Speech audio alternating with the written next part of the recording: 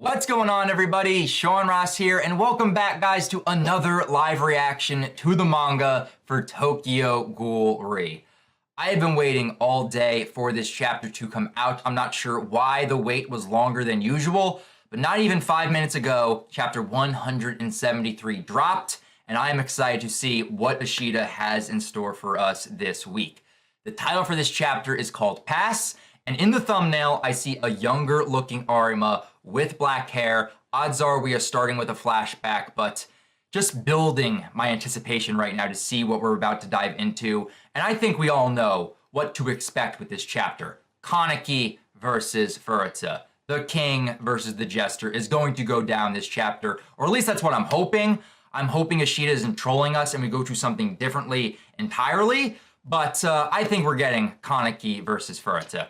I have the glasses with me, guys, so no recap necessary. It's going to be a fight. This is going to be exciting. So without further ado, chapter 173, entitled Pass. Let's dive into it, guys. Represent the troll himself to party on. All right. First page. He's taken an adult as his partner. Who is that? And we see some people with swords. Odds are practicing and sparring. The Furuta branch family's youngest child. Why the sudden curiosity, Kishio? His form is quite good. So we have young Furuta, young Arima, and a younger Yoshitoki. So Furuta caught the eye of Arima back in the day, and that's what kind of caused him to start rising through the ranks. That's kind of very interesting. He seems like a timid sort of boy, the kind that play with the flowers with the daughters, but his fundamentals are rather decent. And like his mother, he is loved. That makes sense to me. I mean, he used to, hang out with Rize in his younger days with the flashbacks we have gotten on Furuta, so him hanging out with the daughters, that makes complete sense. Thank you for the lesson, as he pats down the sweat on his face. Tsuneyoshi dots on him more than any of the other illegitimate children. Pass 173. That being said, he sits at the foot of the washu table. His ceiling is set. That dialogue right there is interesting considering what has transpired after this flashback, because they're basically writing him off as like this illegitimate child who's not going to rise through the ranks of the Washu clan, but look where he got. He is like the sole survivor right now of the Washu clan besides Matsuri Washu, and he was at one point the bureau chief of the CCG. His ceiling is set. That wasn't the case for Furuta. So even though, we despise this man, I also like the drive he has had to kind of prove them wrong, and he has risen quite well through the Washu clan ranks. So this first page is already awesome to see. Okay. Next page, we see Furuta dashing to Kaneki. Nemu. He's doing the Nemu dash. He's doing the Nemu dash over to Kaneki. We have this intense look on Kaneki's face, and they're just clashing sword with Kagane. We have a slashing effect, and they're just running around, slashing and dicing each other. What's the matter, So Furuta is even speaking proper English at this point, or proper Japanese, and he has this crazy look on his face. So they're just running through this environment, attacking each other. Oopsie daisy. And Furuta, did he just nick Kaneki in the neck? He either hit his neck or he just grazed it. Yep, no, he hit him in the neck. Missed the jugular, missed like the center part, but got it right on the side. And Kaneki's gritting his teeth. Oh man, it didn't fall. Heart emoji. Well then. And he's just as happy as a kid in a candy store right now, Furuta. This man, he's not even taking this seriously. And he just keeps slicing at Kaneki. Come on, Kaneki. You gotta fight back in this scenario. I do not want this to be a retelling of chapter 143 30 chapters ago. You gotta rise up, my boy. Be the king we know you to be. That should do it. And he's got like the stance after just cutting him. Or not. We have the darked out smile on his face. Kaneki's, like his face is just in pain as he's trying to dodge from Furuta. And he dodged it. And he's on the, is he on the wall? Did he just make his way over to the wall using his Kagane to bring him over there? he's attacking back at Furuta. Furuta with a windmill-like attack with his sword just cut through that Kagane like butter. Smooth like butter. Yeah, right now it's like an even matchup, even though Kaneki is getting hit here and there. Just once, I wanted to go all out in one to see what it was like, a sword fight. That's interesting. So, bouncing off of the first page flashback with him practicing with the other Washu members with their swords, it's basically saying he's never went all out. He held back in that flashback. So he's basically telling Kaneki, he's like, I wish just once I could go all out in a sword fight. And Kaneki's looking at him.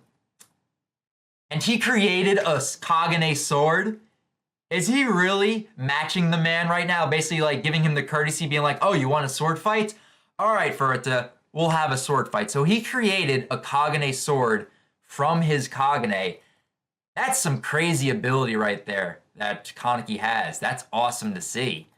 And I think that's just a perk after being awoken from dragon. That's what I'm assuming, because we've never seen Kaneki really do that in the past. So that's really cool to see that he's willing just to match Furuta in a sword fight. Okay. Oh-ho! Stupid government. That is a random line right there. Oh-ho, stupid government. Okay, Furuta. So Kaneki launches himself from the wall, going right towards Furuta. Do it, do it. Kill me. Come on. And they're just, you know, blocking each other, pushing back on each other with their swords. They have an exclamation point, a shocked look on Furuta right there. His foot leaves the ground. Ooh, and Kaneki went in to attack him with his Kagane. Very nice, Kaneki. Trying to catch him off guard. Come on, let's slice and dice each other to bits. Oh. And Kaneki's not even hesitating, lunging in with just jumping up and going to slice down on Furuta. We have a zoom in small panel on Furuta's eye, and it just says, bet. Ooh, that intense look on Kaneki's face right there. He sliced through Furuta, but did he actually connect? And this panel honestly reminds me of when Kaneki fought Amon at the ending of part 1. It has a similar feel to it. Just the way that that panel is designed. Eek! Teehee! Ha! Owie! Don't be so lovey-dovey, damn it. Ah! And we just see the slice through Furuta's eye. And this is the first time we're actually seeing the left side of Furuta's face, because it's been covered ever since Dragon emerged, and he had like scarring on his face, on that part of his face. But looking at it here, the only damage I can really see is the slice that Kaneki just gave him. So I'm not sure why his face was hidden these past 30 chapters, but it is what it is. Kaneki actually made contact with his face, but that's not going to do much damage at all. Teehee, this is the stuff. Without lives on the line, games are just no fun. Insurance for anything and everything is so boring, and he's licking his lips or licking the blood off of his face. Besides, every last man, Jack of us, is just a pawn on a great board. Now, let's play house. That Kagane right there is a monstrosity. And the 1, 2, 3, 4, 5 eye sacs, like Kakaho sacs within this Kagane form, is insane. The face and the stance of Furuta is badass as hell. And it's crazy to think about it too, because Kaneki and Furuta kind of have the same Kagane, because they are both derived from Rize's Kagane. So it's just something that I'm thinking about right now. It's basically two brothers in a way fighting it out. You know, Kagane brothers in a way, not blood related in a sense. But that's a badass stance with Furuta. Associate special class, and Furuta just lunges in to attack Kaneki. Kaneki blocks the Kagane with his sword. Furuta's pushing back. Some more sound effects with eeks and moans and growls. And Kaneki, my boy, he's just getting enveloped by Furuta's Kagane, and it's just exploding through his abdomen and stomach. Like he's getting He's almost getting demolished right here. I'm hoping. Come on, Kaneki. You got to put up more of a fight right here. Yeah, he's in a lot of pain right there. We see in the bottom panel on the right. Tickles, doesn't it? Now then, what'll happen next? Heart emoji. I'm so excited. And it gets cut off, so something's going to happen next page. Something's going on with Kaneki, or someone's joining the fight. I have no idea. Let's see. What is this? Something just attacked Furuta. Or no, that's Furuta attacking Kaneki. Never mind. He just plowed him into the wall. Come on, Kaneki. Come on, you could do better. Or did he? It's the art style is very loose this chapter. Like, it's not well defined, but I'm still enjoying it. So he pushed Kaneki up against the wall. Time for a little. There you go, Kaneki. Sliced at Furuta's neck area, I believe? Okay. Hey, sleepyhead, wake up. I'm trying to see right here on page 15. Like, it seems like the first panel up here, Kaneki attacked Furuta. It seems like, but did Furuta just attack Kaneki? Because the bottom panels don't really indicate that Furuta took a hit. Hey, sleepyhead, wake up. And he's just throwing Kaneki. So I guess he just attacked Kaneki. Kaneki has not really hit Furuta yet, which I'm kind of disappointed in. Come on, Kaneki. Oh, that look on page 16. Furuta's face right there looks awesome. He's pointing the sword at Kaneki. Kaneki's lunging in. So I'm guessing that's his Kagane attached to him. Seal it. Did he just stab Kaneki in the face? My God. Did Furuta just stab Kaneki in the face? Come on, next page. There we go. Yo! Kaneki! He just pulled a King Bradley. At least that's what I'm remembering right now, because I was recently, watching some Full Metal Alchemist Brotherhood recently, the final episodes. He just bit the sword. Furuta's shocked by this. I thought he just stabbed Kaneki through the face, but no. It went through his mouth, and it's going through his cheek, his right cheek, but he bit the sword, and he's biting down on it. There you go, Kaneki. And he just sliced out of it, back on the ground. Just die, you insect. Play house? You really are strong. You. Ooh, this panel right here. Everything darked out. To you, I've been nothing more than a plaything, and you've toyed with me all this while. I'm not as adroit as you. I'm not smart, and I'm not particularly strong. Forget the world, I couldn't even protect a tiny little country. I've lost every single time I've faced you till now. And we see the Kagane bursting out of him. Oh my God, giving the speech right here. So, despite all that, this time, for sure, I will do this. And he clenches his fist. Oh my God, look at this double spread page. I want to defeat you. Defeat you and protect everyone. And Furuta has no words to say. He's just shook right now. He's just shocked, staring back. People and ghouls, too. So, I want to defeat you, and protect everyone. People and ghouls, too.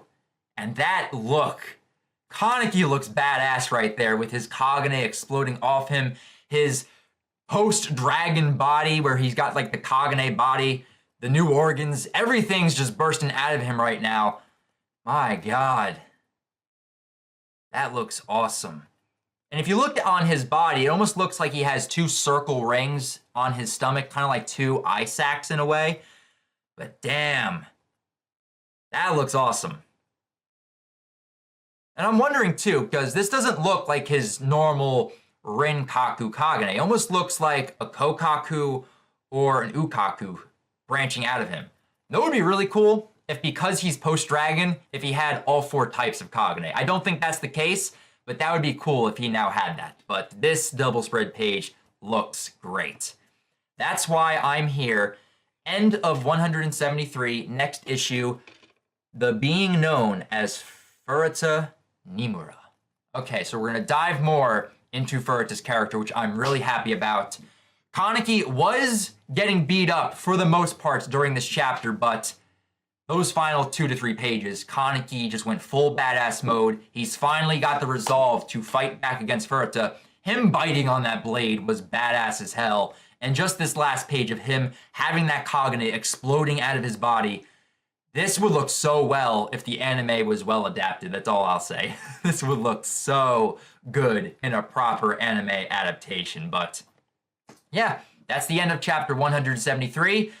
It's a good chapter. It wasn't amazing. It had badass moments at the end, but I would say that this was a really good chapter. It wasn't a great chapter, but we're building there right now. We are slowly building up the hype with Kaneki versus Furuta. The fight does not end here. We are going to get more of it next chapter, which I am really happy about. But that was my live reaction, guys. I definitely want to hear your guys' thoughts on this chapter down in the comments below, your positives, your negatives, and did you enjoy those badass moments by Kaneki? Tell me what was your favorite moment in this chapter, and my review on chapter 173 will be out later tomorrow. There won't be really too much to dive into. It's just to speculate onto where we can basically go moving forward from here, and just to talk once again about these badass moments. But review out tomorrow, and if you guys want to talk more about this chapter outside of YouTube, feel free to follow me on Twitter. A link for my Twitter account can be found in the description down below. But that's going to do it for me here, guys. So until my review, or until next week when we have chapter 174 of Tokyo Ghoul,